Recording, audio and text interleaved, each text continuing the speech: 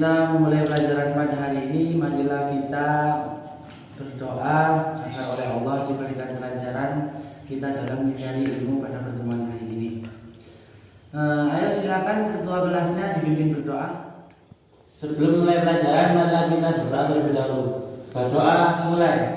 Bismillahirrahmanirrahim. Alhamdulillahi rabbil alamin. Ar-Rahmanir-Rahim. Maliki yaumiddin. Iyyaka na'budu wa iyyaka nasta'in. Ihdinas siratal mustaqim. Siratal ladzina an'amta 'alaihim ghairil maghdubi 'alaihim waladdallin. Jadi setelah kita berdoa membaca surat Al-Fatihah, dari sini kita tahu kenapa sih Allah menyuruh kita dalam keadaan sholat kita agar memohon tunjukilah kami jalan yang lurus.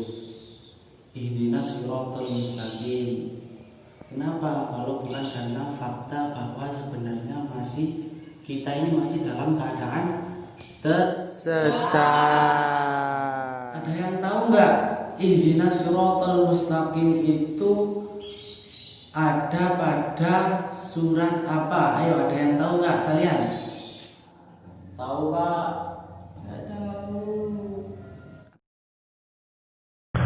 Apa ya?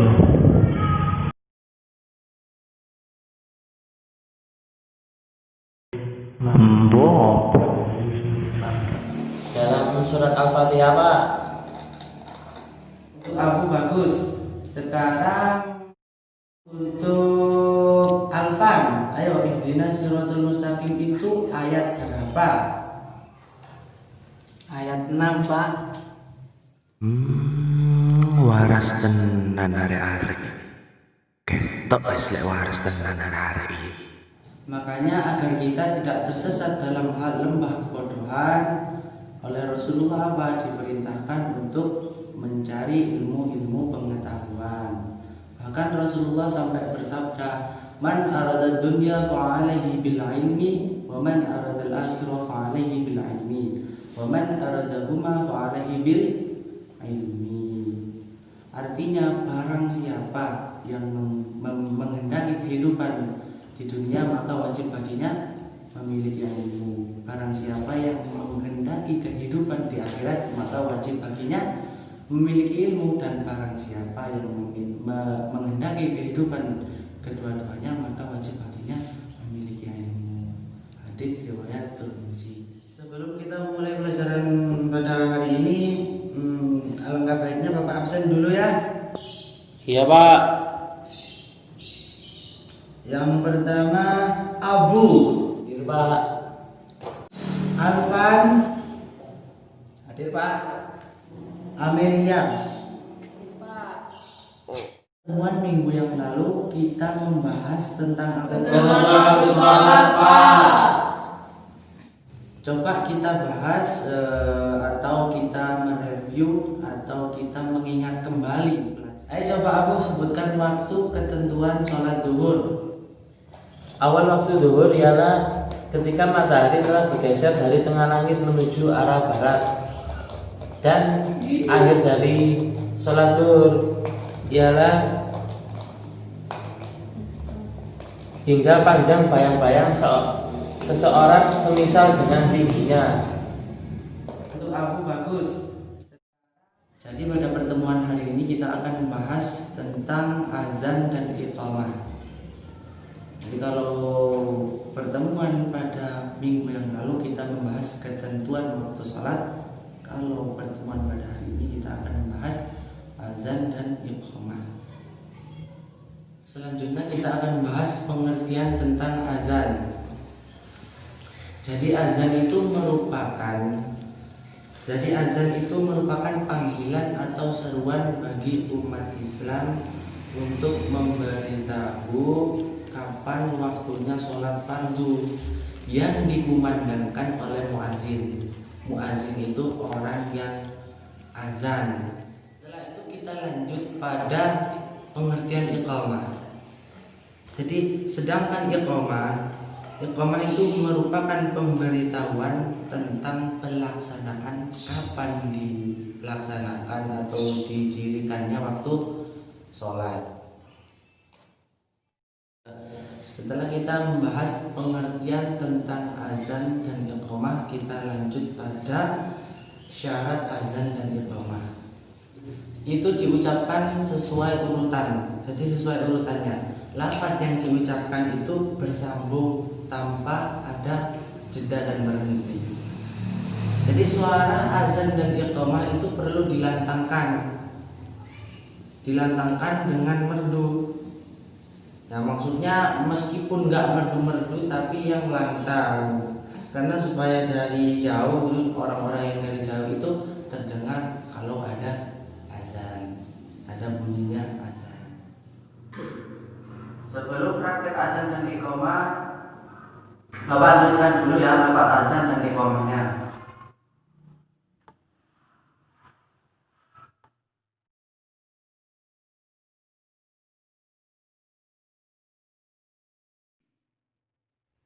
Jadi untuk lafaz azan dan lafaz iqamah. Jadi nanti saya akan terangkan bagaimana caranya azan dan iqamah. Jadi azan dan iqamah itu pada zaman dahulu Nabi menyuruh sahabat Bilal bin Rabah untuk naik ke atas mimbar. Beda kalau zaman sekarang kita azan di dalam kamar pun sudah lantang. Jadi azan itu harus dilantangkan suaranya, lalu tidak boleh terputus-putus. Saya contohkan lafaz azan. Yang pertama, Allahu Akbar. Allahu Akbar, Allahu Akbar. Ini ada lafaz Allahu Akbar. Jadi Allahu Akbar itu dibaca 2 kali. Lalu asyhadu an la ilaha illallah. Asyhadu an la ilaha illallah. Jadi lafaz azan harus lantang dan tidak boleh lemah. Artinya ini asyhadu an la ilaha illallah dibaca 2 kali. Lalu asyhadu anna Muhammadar Rasulullah dibaca 2 kali. Lalu hayya 'alas shalah dibaca 2 kali. Hayya 'alal falah dibaca 2 kali. Nah, jadi lafaz azan untuk sholat subuh itu beda. Untuk bagian sholat subuh, setelah hayya 'alal falah dibaca 2 kali, kita tambah dengan as-sholatu khairun minan naum.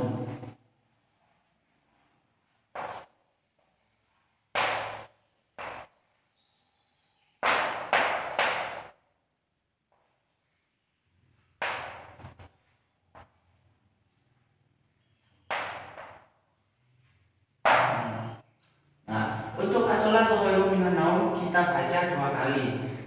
Jadi setelah hayya 'alal falah 2 kali, as-sholatu khairun minan naum 2 kali. Jadi ini dibaca 2 kali. Artinya apa? Bersolatlah. Solat itu lebih baik daripada tidur. Nah, lalu bagian yang terakhir, nah, setelah as-sholatu khairun minan naum 2 kali, kita lanjut pada bagian Allahu Akbar, Allahu Akbar 2 kali. Setelah itu la ilaha illallah.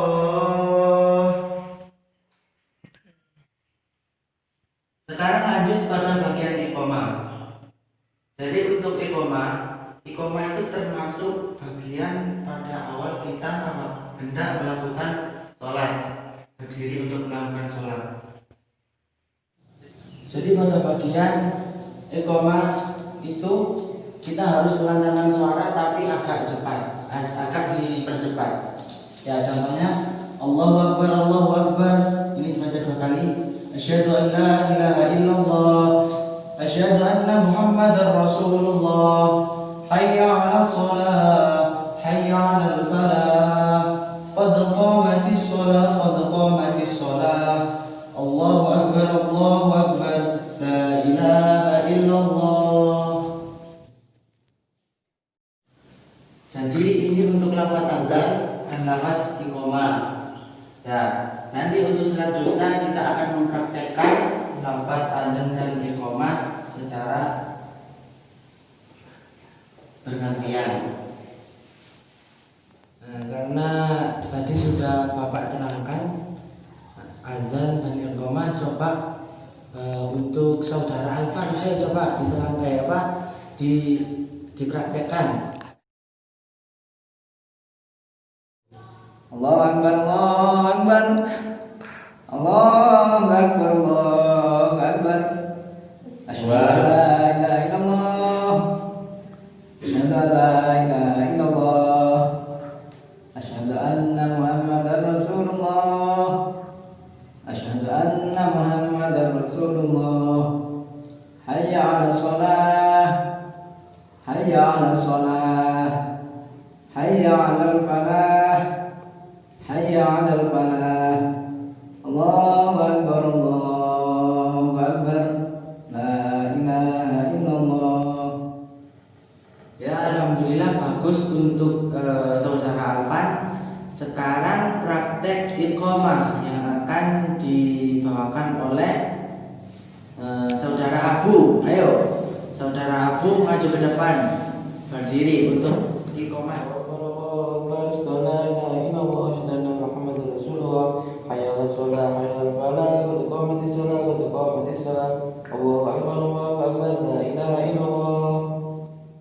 Alhamdulillah tadi untuk azan dan iqamah sudah dipraktekkan oleh Abu dan Alfan.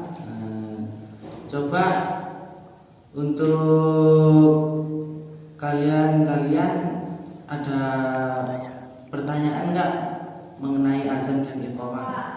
Pak, kalau iqamah dulu baru adzan itu boleh apa tidak? Ya, pertanyaan bagus untuk saudara Amelia. Jadi ini sebenarnya pertanyaannya terasa konyol, cuman nggak apa-apa, kita jawab saja. Jadi mengenai azan dan iqamah itu kalau dibalik, misalkan iqamahnya dulu baru azan, itu namanya nggak boleh, karena itu sudah ketentuan pada zaman Nabi Muhammad Shallallahu Alaihi Wasallam. Sallu alaihi. Alhamdulillah, demikianlah pada pertemuan hari ini. Sebelum kita akhiri dengan salam, alangkah lebih baiknya kita awali dengan berdoa dulu agar oleh Allah diberikan ilmu yang manfaat bagi dunia wal akhirah. Ayo untuk saudara Abu, ketua kelasnya, dibimbing doa. Baca surat Al-Asr ya. Sebelum pulang, marilah kita baca surat Al-Asr dulu ya. Bismillahirrahmanirrahim. Wal 'asri innal insana lafi khusr illa alladzina amanu wa 'amilus solihati wa tawassaw bil haqqi wa tawassaw bis sabr. Berdoa selesai. Wassalamualaikum warahmatullahi wabarakatuh. Waalaikumsalam warahmatullahi wabarakatuh.